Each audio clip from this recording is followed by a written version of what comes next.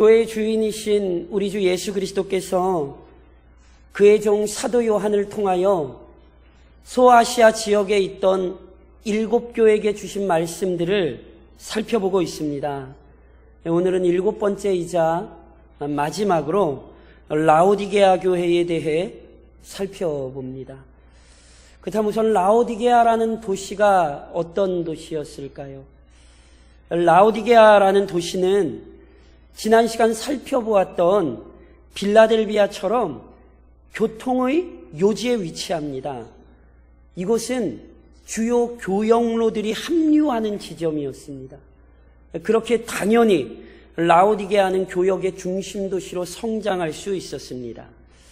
게다가 이곳에서는 생산되는 흑색 양모, 즉 흑색 양털은요 우수하기로 아주 유명했습니다. 대강리의 꿀 좋기로 소문난 것, 마치 그와 같습니다. 게다가 이 도시에는 의료학교가 세워져 있었는데 브리기아 약이라고 불리는 복합 안약을 개발해서요 많은 수익을 거두던 도시입니다. 그러니까 한마디로 말씀드리면 이 도시는요 다방면에서 부를 끌어모으던 도시입니다. 실제로 이 도시의 부유함을 잘 보여주는 일화가 있습니다. 주후 60년에 지진으로 인하여 라오디게아는 아주 큰 타격을 입게 되었습니다. 그런데 앞서 살펴보았던 사데나 빌라델비아는 기원 후 17년에 일어난 지진으로 황폐화가 됐을 때 본인들이 스스로 그 폐허를 복구할 수 없어서 로마 정부의 지원을 받았었거든요. 그러나 라오디게아는 로마의 지원을 받지 않습니다. 그리고 시민들의 재정으로 도시를 재건합니다. 그것도 이전 도시보다 오히려 더욱 화려하게 복구합니다. 그러니까 이것은 이 도시가 얼마나 부유했는가를 보여주는 것이거든요. 그렇다면 이러한 환경 속에 세워진 라오디게아 교회의 신앙은 어떠했을까요? 주님께서는 라오디게아 교회의 우유부단하고 열정 없는 신앙을 책망하십니다. 앞서 우리가 계속해서 살펴보았던 것처럼 주님께서는 각 교회의 상황과 형편에 따라 칭찬하기도 하시고 책망하기도 하십니다. 경우에 따라서는 서머나나 빌라델비아 교회처럼 칭찬만 하기도 하셨습니다. 그런데 유일하게 라오디게아 교회는 책망만 하십니다. 그것도 다른 교회를 칭찬하실 때 사용하신 표현으로 책망하십니다. 우리가 앞서 계속 살펴봤던 것처럼 내가 내 행위를 아노니 이렇게 말씀하시면 그 다음에 각 교회가 주님께 보인 신실한 신앙의 열매가 나오거든요. 그런데 라오디게아 교회는 이 표현을 언급하신 후 그들의 허물을 드러내십니다. 물론 사대교회도 동일한 방식으로 예수님이 책망하셨습니다. 그럼에도 사대교회는요 책망에 연이어 칭찬의 말씀을 덧붙이셨거든요. 그러나 라오디게아 교회에게는 칭찬 자체가 없습니다. 그런즉 이 표현 방식만으로도 이들에 대한 주님의 마음이 드러납니다. 주님께서는 지금 라오디게아 교회의 문제를 아주 심각하게 여기십니다. 그렇다면 주님께서 그토록 심각하게 여기시는 문제가 무엇입니까? 본문 15절에서 우리 주님이 라오디게아 교회의 상태를 이렇게 말씀하셨거든요. 내가 내 행위를 아노니 내가 차지도 아니하고 뜨겁지도 아니하도다.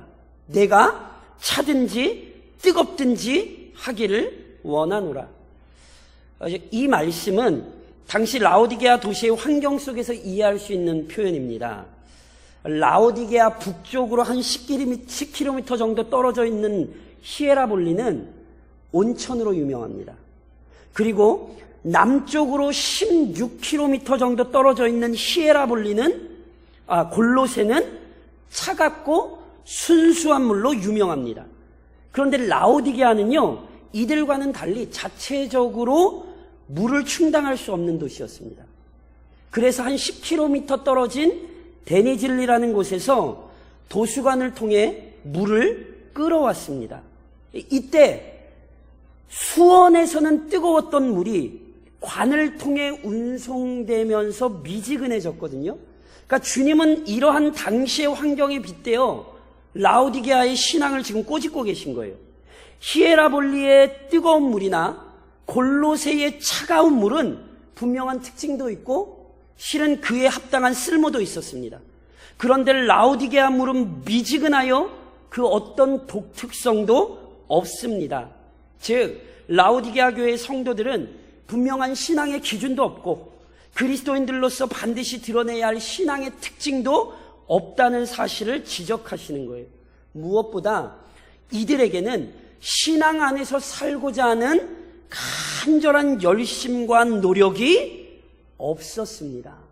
자, 한번 여쭤볼게요. 신앙 안에서 살고 싶은 열심이 있으십니까? 굉장히 중요한 문제입니다. 왜냐하면 주님께서는 이러한 열정 없는 신앙을 몹시 싫어하십니다. 왜냐하면 하나님께서는 자신의 백성, 즉 교회를 위해 열심을 내시는 분이기 때문입니다. 예를 들면 이사야서 말씀에 보면 이런 말씀이 기록되죠. 이는 한 아기가 우리에게 낳고 한 아들을 우리에게 주신 바 되었는데 그의 어깨에는 정사를 메었고 그의 이름은 기묘자라 모사라 전능하신 하나님이라 영존하시는 아버지라 평강의 왕이라 할 것임이라. 그 정사와 평강의 더함이 무궁하며 또 다윗의 왕자와 그의 나라에 군림하여 그 나라를 굳게 세우고 지금 이후로 영원히 정의와 공의로 그것을 보존하실 것이라. 만군의 여호와의 열심히 이를 이루시리라. 무슨 말씀인지 이해하십니까? 하나님은 열심을 가지고 계십니다. 그의 아들을 죄인들에게 주실 정도로 그의 아들을 통하여 죄인들을 구원하시며 하나님의 나라를 이루는 데 있어 하나님은 열심을 품고 계십니다. 그는 자신의 백성을 향하여 열심을 내시는 하나님입니다. 그러나 그 은혜를 경험한 교회가 주님을 향한 열심을 품고 있지 않으니 그것이 어찌 주님의 마음을 괴롭게 하지 않겠습니까? 그래서 이러한 주님의 진노가 본문에도 그대로 드러나요. 16절에 뭐라고 표현됩니까? 내가 이같이 미지근하여 뜨겁지도 아니하고 차지도 아니하니 내 입에서 너를 토하여 버리리라. 이 말씀 역시 라오디게아의 환경과 연관됩니다. 이미 언급해드렸듯이 라오디게아는 다른 지역에서 파이프로 물을 이렇게 끌어오거든요. 그런데 물을 이렇게 끌어올 때 뜨거웠던 온천수가 단순히 미지근해지는 것이 아니라 그 물에 섞인 석회질 때문에 맛과 향에서 약간 구역질이 난다고 합니다. 그래서 끓어온 물을 우선 항아리에 담아두었다가 시간이 지난 후에 마셨답니다. 그렇지 않고 곧장 받아서 그 물을 마시면 실제로 구토를 하는 경우가 있었답니다. 그러니까 주님은 지금 이러한 경우에 빗대어 라오디게아 교회의 열정 없는 신앙을 책망하고 계신 거예요. 마치 도수관을 통해 금방 나온 물이 미지근하여 역겨워서 마실 수가 없듯이 주님은 지금 라오디게아 교회의 신앙 형태를 두고 보실 수 없는 거예요. 게다가 더더욱 이것이 심각한 이유는 이들은 자신들의 상황을 전혀 알지 못하기 때문입니다. 17절에 이런 말씀이 있잖아요. 내가 말하기를 나는 부자라 부요하여 부족한 것이 없다 하나 내 곤고한 것과 가련한 것과 가난한 것과 눈먼 것과 벌거벗은 것을 알지 못하는도다. 라오디게아가 스스로 뭐라고 생각했습니까? 나는 부자다, 나는 부요하다. 이들은 자랑했거든요. 물론 이것은 표면적인 차원에서는 맞는 말입니다. 라오디게아가 부요한 도시였기에 교인들 중에도 부요한 자가 많았습니다. 그러나 물질적으로 부유한 것이 자동적으로 영적 부유함을 만들어내는 것은 아니지요. 마치 사대교회가 살았다 하는 이름은 가졌으나 실상은 죽은 자들이었던 것과 같습니다. 라오디게아가 물질적으로는 풍요함을 누리고 있을지라도 이들의 영적 상태는 전혀 부유하지 못했습니다. 주님의 눈에 이들의 상태는 곤고하고 가련합니다. 가난하며 눈멀고 벌거벗은 상태입니다. 이들의 영적 상태는 심히 위중합니다. 그럼에도 자신들의 상태를 모르고 있기에 상황은 더욱 심각하죠. 사랑하는 성도 여러분, 지금 혹시 여러분이 이런 상태가 아닙니까? 주님 보시기엔 심각한 상태이나 그 심각함을 깨닫지 못하는 어리석음을 범하고 계시진 않습니까? 오늘 우리는 우리 자신을 철저히 돌아봐야 합니다. 그런즉 라오디게아 교회는 주님의 말씀에 순종하여 속히 치료받아야 했습니다. 주님은 책망만 하지 않으셨습니다. 주님은 이들이 어떻게 돌이켜야 하는지도 알려주셨습니다.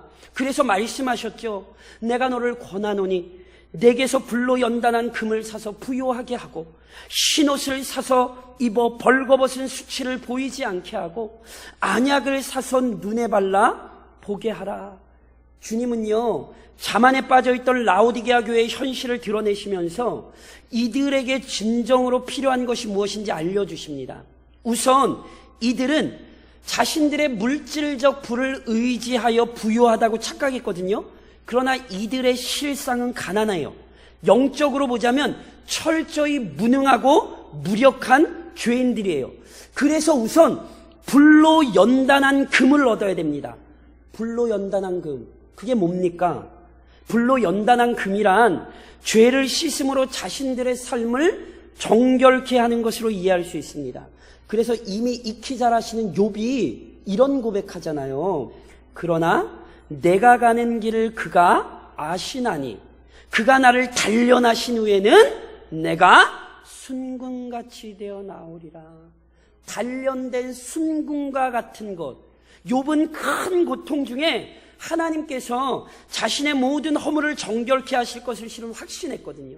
이처럼 라오디게아 교회 역시 주님의 은혜를 의지하여 추악한 죄악을 씻어내야 했습니다. 단순히 처음 그리스도를 영접할 때 한 번 용서를 구하고 끝나는 것이 아니라 여전히 연약하여 하나님의 마음을 아프게 하는 죄악들을 회개하며 살아야 합니다. 끊임없이 회개하는 자가 진실로 부요한 자입니다. 믿으십니까? 회개하는 자가 풍요로운 은혜를 경험하는 자예요.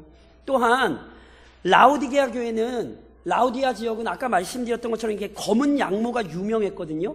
그러니 당연히 의류 사업이 번성했습니다. 그러나 그 도시는 의류 사업이 번성했으나 정작 라오디게아 성도들의 영적 상태는 벌거벗었습니다.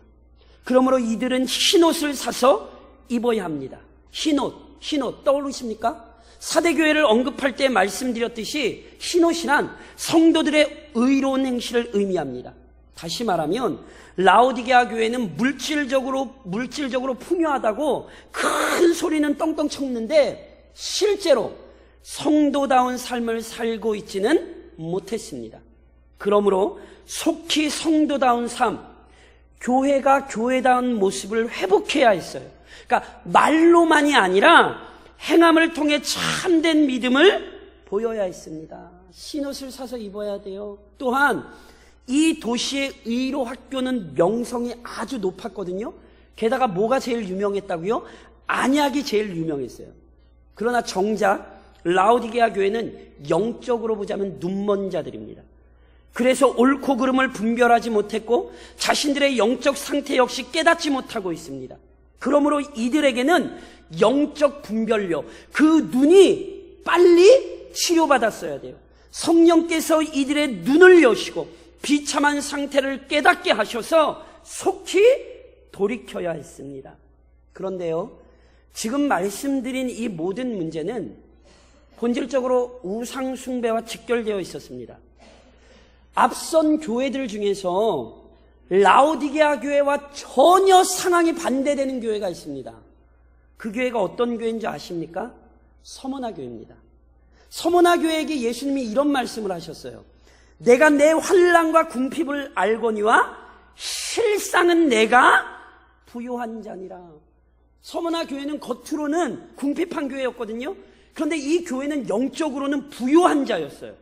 그리고 서머나 교회를 포함하여 당시 대부분의 교회들은요, 겉으로 보면 궁핍했어요. 왜요? 이미 앞서 몇 차례 설명드렸듯이 당시는 길드라는 연합을 중심으로 경제활동이 이루어졌거든요.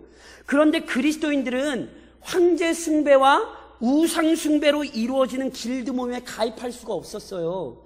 그러니 당연히 제대로 된 경제활동을 할 수 없었고 이들의 궁핍은 당연한 결과였습니다. 반면 라오디게아 교회는 어땠다고요? 부유함을 자랑했어요. 왜 부유함을 자랑할 수 있었겠습니까? 이들은 길드에 가입하여 우상을 숭배하는 것을 큰 문제로 여기지 않았습니다. 그러니 당연히 경제 형편도 어려울 필요가 없었죠. 이들의 이러한 실태는 책망에서도 잘 나타납니다. 주님께서 이들을 향하여 벌거벗어 수치당하고 있다고 말씀하셨는데, 벌거벗어 수치당했다는 표현은 성경 곳곳에서 우상 숭배와 직결되는 문제입니다. 예를 들면 에스겔서에 보면 이렇게 기록되죠. 주 여호와께서 이같이 말씀하셨느니라. 내가 내 누추한 것을 쏟으며 내 정든 자와 행음함으로 벗은 몸을 드러내며 또 가증한 우상을 위하며 내 자녀의 피를 그 우상에게 드렸은즉. 벌거벗었다, 우상 숭배하고 있었다는 얘기예요. 다시 말해 이들은 세상과 타협하며 우상 숭배에 동참했기에 부를 누릴 수는 있었지만 하나님의 자녀들에게 요구되는 거룩하고 의로운 행위들은 드러낼 수 없었습니다. 또한 지속되는 우상행 숭배의 행위로 이들의 영적 감각은 더욱 둔감하게 되어 결국 자신들의 심각한 상태마저 전혀 깨닫지 못하는 영적 맹인들로 전락했던 것이죠. 그런즉 이들은 속히 돌이켜야 했어요. 온전한 신앙의 열심을 빨리 회복했어야 됐어요. 그리고 비록 현재의 상황은 심각하지만 실은 교회에게는 언제나 소망이 있습니다. 왜 그런 줄 아십니까? 주님은 자신의 교회를 신실하게 사랑하시기 때문입니다. 오늘 본문에도 우리 주님이 그렇게 혼내시면서도 이렇게 말씀하셨어요. 무릇 내가 사랑하는 자를 책망하여 징계하노니. 주님이 누구를 책망하세요? 사랑하는 자를 책망하세요. 그러므로 내가 열심을 내라, 회개하라. 분명 우리 주님의 책망은 사랑의 또 다른 표현입니다. 그래서 먼저 우선 무엇보다 우상에서 돌이켜 주님과의 관계를 회복해야 돼요. 그래서 20절 저희가 잘 아시는 말씀이잖아요. 볼지어다 내가 문 밖에 서서 두드리노니 누구든지 내 음성을 듣고 내 문을 열면 내가 그에게로 들어가 그와 더불어 먹고 그는 나와 더불어 먹으리라. 대부분 다들 이 구절을 전도하는 구절이라고 생각을 하시는데 원래 이 구절은 전도할 때 사용하는 구절이 아니에요.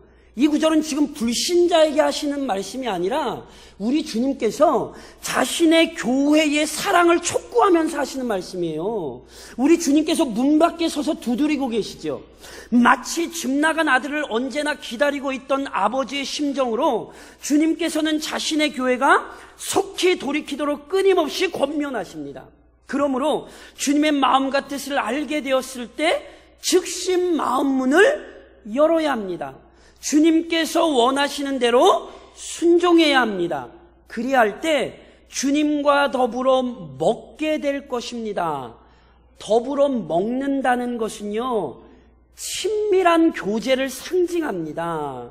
그리고 본래 교회는 주님과 친밀한 교제를 누리는 공동체입니다. 믿으십니까? 실은 지금도 단순히 우리가 사람들끼리 모여있는 거라고 생각하시면 예배의 본질을 착각하고 있는 거예요. 우리는 지금 이 시간도 우리 주님과 더불어 먹는 것입니다. 이것이 교회입니다. 그런데도 라오디게아 교회는 우상의 식탁에 참여하여 우상의 재물을 먹는 데 마음을 빼앗겨 그리스도와의 친밀한 교제는 누리지 못하고 있었던 거예요. 그러므로 더 이상 우상과 교제하는 어리석음에 머물러서는 안 됩니다. 주님의 음성에 순종하여 주님과 깊은 교제를 누리는 자들이 되어야 합니다.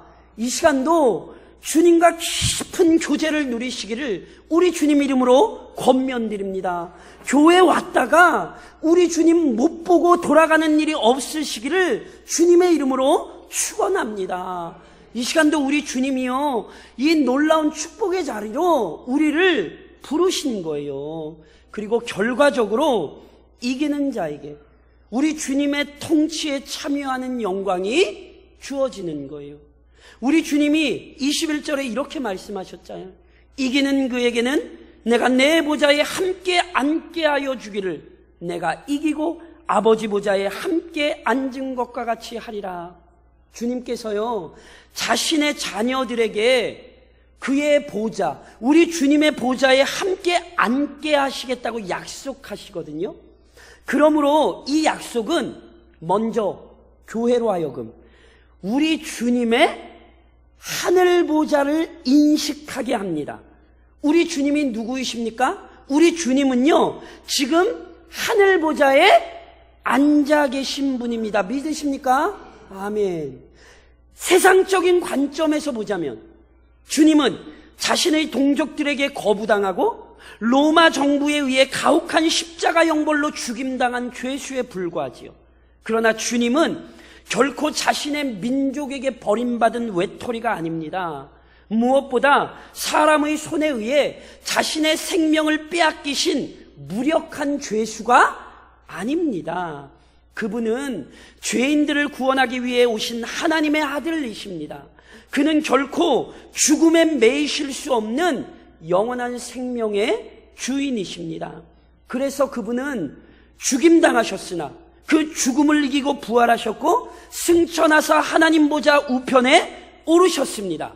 그리고 원래 그 하나님 보좌는요, 그분의 자리예요. 다시 말해 그는 언제나 왕이십니다. 그는 이전에도 찬양받기 합당하신 왕이셨고 지금도 홀로 영광받기 합당하신 왕이십니다. 주님은 이 사실을 우선 교회에게 기억시키시는 거예요. 우상에게 마음을 빼앗겼던 교회에게 봐라, 하늘 보좌에 앉아있는 내가 너희의 주인이다. 우리 주님 이 사실을 확신케 하시는 거죠. 더 나아가 그분이 왕이시기 때문에 자신의 보좌를, 그 영광을 자신의 백성들과도 나누실 수 있는 거예요. 그래서 이 땅에 계실 때에도 마태복음 19장에서 제자들에게 어떻게 가르치셨습니까? 예수께서 이르시되 내가 진실로 너희에게 이르노니 세상이 새롭게 되어 인자가 자기 영광의 보좌에 앉을 때에 나를 따르는 너희도 12보좌에 앉아 이스라엘 12지파를 심판하리라. 주님께서 인간으로 이 세상에 오셨을 때 이 세상은 그분을 알아보지 못했거든요. 유대인들은 한낱 몫으로 알았고 로마인들은 사회를 소란스럽게 한 범죄자로 취급했습니다. 그러나 그가 재림하실 때 모든 세상이 그의 왕권을 보게 될 것이요 그분의 발 아래 굴복할 것입니다. 그리고 이 위대한 순간에 그분의 백성들은 그분의 영광에 동참하게 됩니다. 그리스도 안에서 하나님의 자녀가 된 자들답게, 그리스도와 함께 영원한 생명을 소유하게 된 자들답게 새하늘과 새 땅을 다스리고 통치할 것입니다. 이것이 우리의 결국입니다. 믿으십니까? 물론 이 영광을 얻기까지 이 땅에서는 많은 환난을 경험합니다. 그러나 그 어떤 환난도 이미 그리스도 안에서 확정된 영광을 취소시킬 수는 없습니다. 이 사실을 알 때, 이 영광이 취소되지 않는다는 사실을 알 때 참된 믿음의 사람들은 인내할 수 있습니다.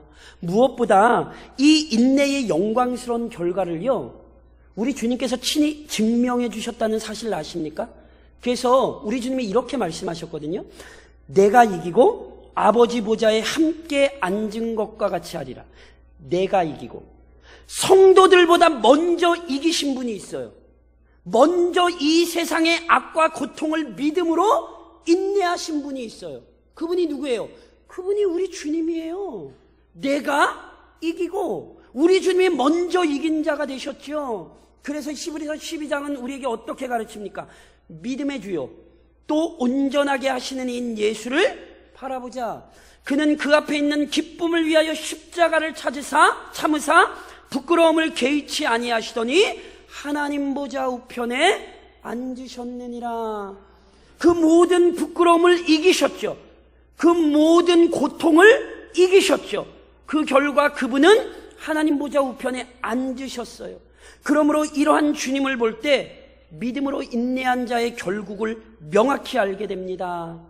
그러므로 먼저 인내하셨고 먼저 그 결과로 참된 영광을 얻으신 주님을 바라보십시오. 그러면 견딜 수 있습니다. 이 세상의 평가에 좌우되지 말고 이 세상의 유혹에 흔들리지 말고 우리 주님께서 준비하신 하늘 보좌를 지금도 인내하며 믿음으로 바라보십시오. 그것이 오늘 우리로 하여금 영광에 이르게 할 것입니다. 그러므로 사랑하는 성도 여러분, 이 모든 교회들에게 주신 말씀을 우리가 다시 기억하며 우리의 삶에 다시 마지막으로 적용합니다. 우선은 참된 회복의 은혜를 허락하시는 그리스도를 의지하십시오. 우리 주님께서는요, 다른 교회에게와 마찬가지로 라오디게아 교회에게 꼭 필요한 모습으로 우리 주님을 나타내셨어요. 그게 어떻게 기록됐지요? 아멘이시오, 충성되고 참된 증인이시오, 하나님의 창조의 근본이신 이 우리 주님이요 아멘이시고요, 충성되고 참된 증인이래요.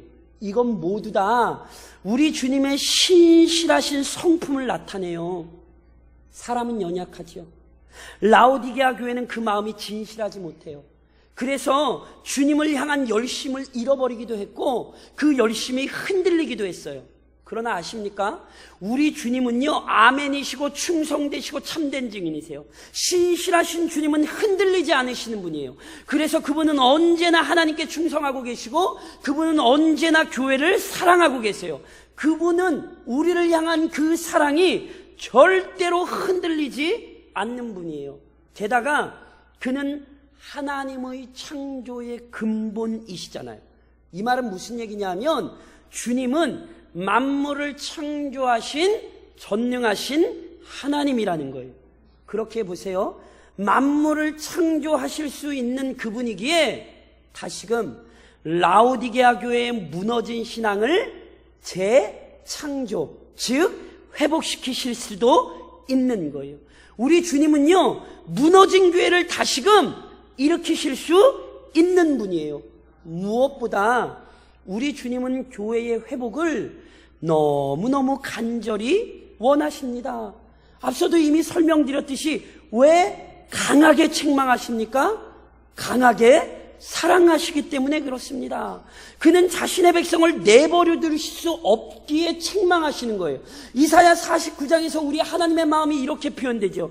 여인이 어찌 그 젖 먹는 자식을 잊겠으며 자기 태어서 난 아들을 긍휼히 여기지 않겠느냐. 그들은 혹시 잊을지라도 나는 너를 잊지 아니할 것이라. 육신의 부모는 자녀를 끝까지 책임지지 못할 망정 우리 하나님은 그런 분이 아니세요. 우리 하나님은 자신의 자녀들을 끝까지 내버려두지 않고 포기하지 않으시는 분이죠. 이 사실이 본문에서도 잘 드러나거든요. 우리 주님이 라오디게아 교회가 그 모든 부족함을 어떻게 얻을 수 있다라고 얘기하십니까? 주님에게 가서 사야 돼요. 주님에게 가서 불로 연단한 금을 얻어야 되고 흰옷을 사야 하고 안약을 사야 돼요. 누구에게 가야 돼요? 주님에게 가야 되는 거예요. 주님에게. 다시 얘기하면 우리 주님은 야 나한테 와, 내가 고쳐줄게, 내가 치료해 줄게, 내가 회복시켜 줄게, 내가 다시 일으켜 줄게. 우리 주님이 지금 이렇게 말씀하시는 거예요. 제발 헛된 우상으로 달려가지 말고 속히 나에게 와서 고침받으라고, 치료받으라고 우리 주님이 그렇게 말씀하고 계신 거란 말이에요. 그런즉 주님 앞에 간절히 회복의 은혜를 간구하십시오. 다시 새롭게 일으키시는 그 은혜를 간구하십시오. 신실하고 그 사랑이 변치 않는 주님께 모든 삶을 의탁하십시오. 그래서 회복의 은혜를 누리십시오. 더 나아가서 열심 없는 신앙, 열심 없는 믿음을 경계하십시오. 주님께서는 라오디게아 교회의 미지근함, 그들의 열정 없는, 열심 없는 신앙을 참으실 수 없어요.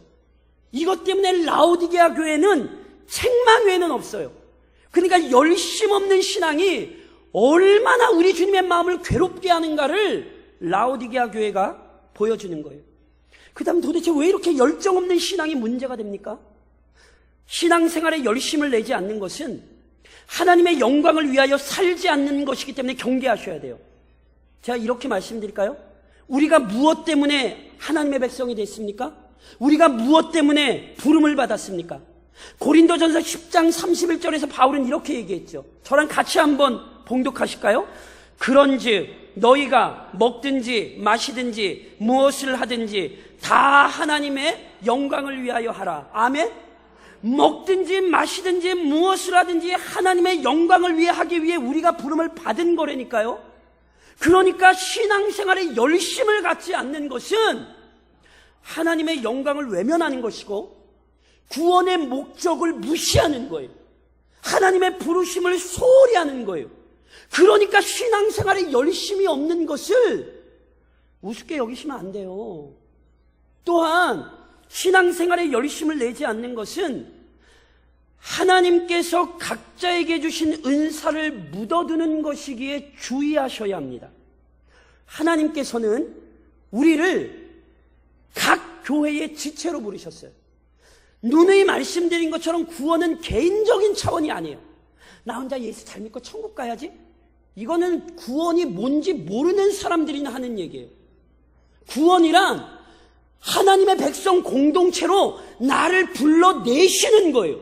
그래서 그 교회 안에서 하나님의 영광을 위해 함께 수고하며 하나님의 영광을 위해 함께 쓰임받는 거예요. 이것을 위해 하나님께서는 각자 성도에게 은사를 주셨어요.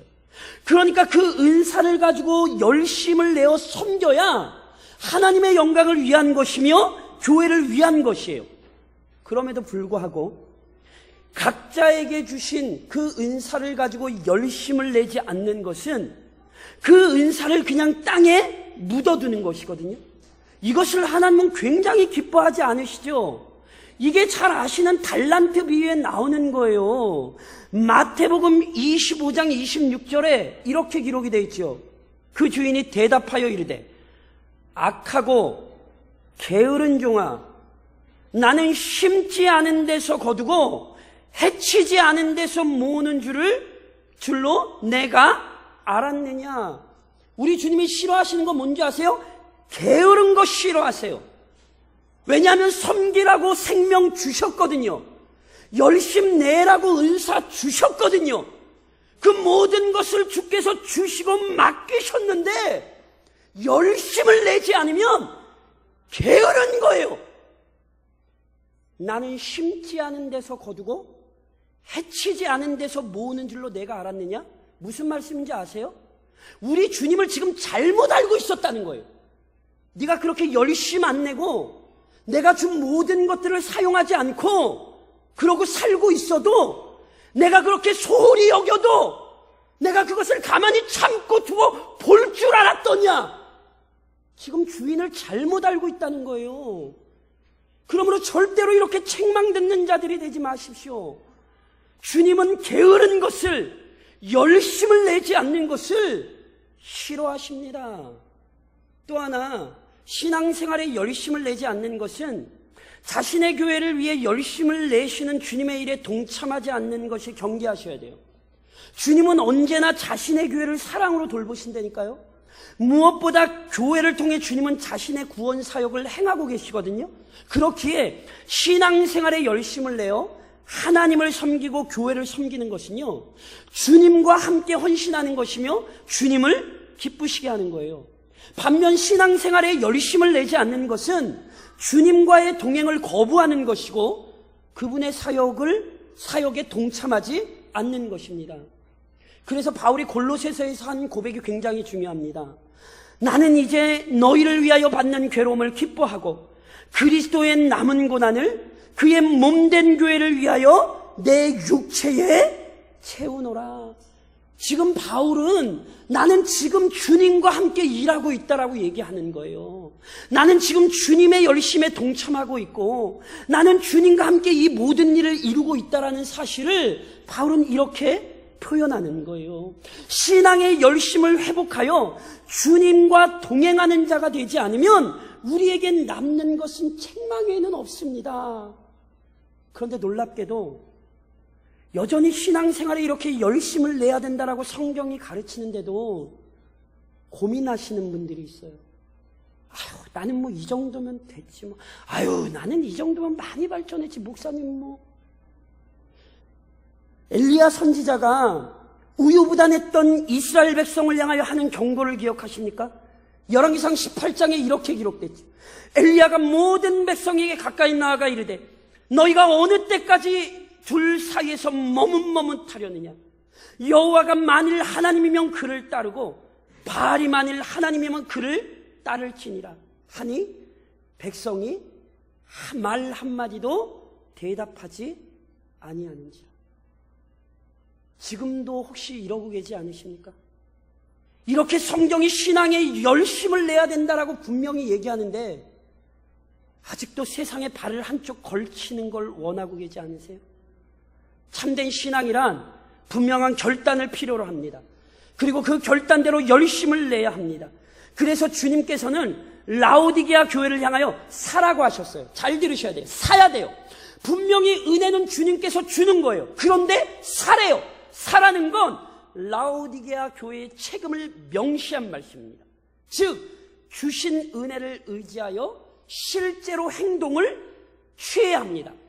열심을 내야 된다. 차든지 더 없든지 해야 말씀하셨으면 이제 차든지 더 없든지 하셔야 되는 거예요. 그렇게 사는 책임을 져야 되는 거예요. 이게 신앙의 질서요, 원리입니다. 그러므로 바울이 로마서에서 했던 신앙의 권면을 따르십시오. 저랑 같이 한번 봉독하시겠어요? 부지런하여 게으르지 말고 열심을 품고 주를 섬기라. 열심을 품고 주를 섬기십시오. 그리하여 마지막으로 주님의 영광에 동참하기 위해 주님이 가신 길을 열심으로 따르십시오. 가장 진실하고 충성된 증인은 바로 우리 주 예수 그리스도이십니다. 주님은 하나님께 충성하기 위해 모든 고난을 받으셨죠. 주님은 하나님의 영광을 위해 끝까지 인내하며 섬기셨습니다. 주님은 하나님께 순종하기 위해 죽음까지도 피하지 않으셨습니다. 그래서 주님은 우리의 구원자인 동시에 우리의 신앙의 모범이 되십니다. 그래서 바울은 로마서 8장에서 우리에게 이렇게 가르칩니다. 하나님이 미리 아신 자들을 또한 그 아들의 형상을 본받게 하기 위하여 미리 정하셨으니 이는 그런 많은 형제 중에서 맏아들이 되게 하려 하심이니라. 그 아들의 형상을 본받게 하기 위하여. 그리스도인들은요, 그리스도를 본받기 위해 부름받았습니다. 믿으십니까? 그래서 오늘도 우리는 주님을 본받아야 돼요. 그런즉 우리 주님을 본받아 세상과 타협하지 마십시오. 우리 주님은 유대 종교 지도자들의 협박에 굴하지 않으셨어요. 우리 주님은 빌라도의 제안에 타협하지 않으셨어요. 세상과 절대로 타협하지 마십시오. 우리 주님을 본받아 세상의 유혹을 이기십시오. 십자가를 지시는 그 순간까지 얼마나 사단이 우리 주님을 유혹했습니까? 십자가에 달려 계신 그 순간에도 너 십자가에서 내려오면 우리가 너 믿겠다고. 마지막 순간까지 사단은 우리 주님을 유혹했어요. 그런데 우리 주님은 이기셨잖아요. 이번 한 주간 사단이 여러 가지로 유혹할 것입니다.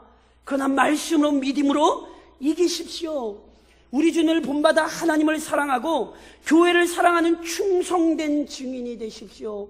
우리는 이 시대에 그리스도께서 보내신 사신입니다.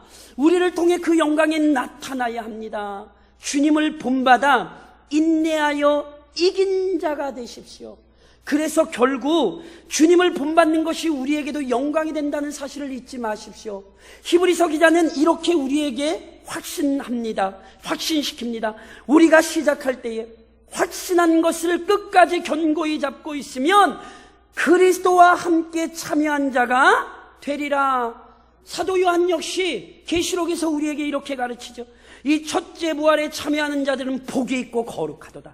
둘째 사망이 그들을 다스리는 권세가 없고 도리어 그들이 하나님과 그리스도의 제사장이 되어 1000년 동안 그리스도와 더불어 왕노릇 하리라. 아멘이세요?